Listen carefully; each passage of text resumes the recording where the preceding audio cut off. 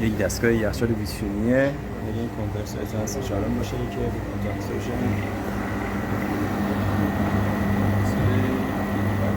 فیکسه که 5/8 اصل حالا 1/2 مثبت میشه.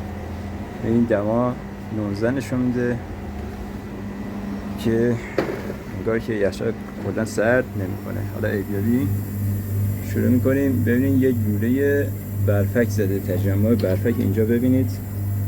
این تجمع برفک روی یکی از لوله هاست. لوله دیگه برفک نده. این احتمالاً لوله برگشت اووالپرسور باشه و این احتمالاً لوله ورودی لوله مویی باشه.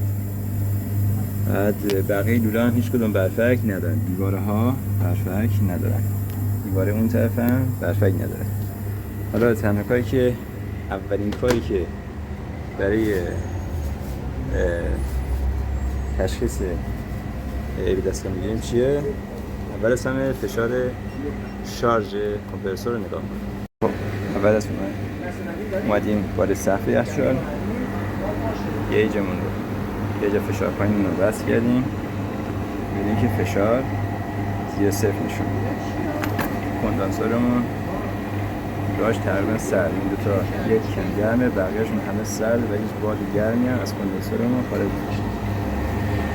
و حدسم بر اینه که دستگاه گاز نداره.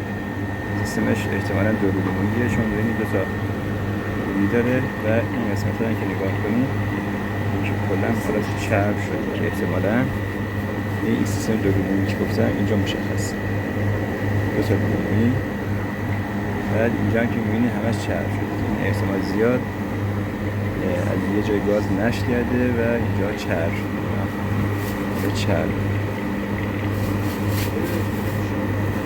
چربی یکی از اصلی‌ترین نشانه‌های نشی دستگاهه. یعنی از یه چربی باید چک کنید که این نشی دستگاه تو همین محدوده که چرب شده لوله رو برسید.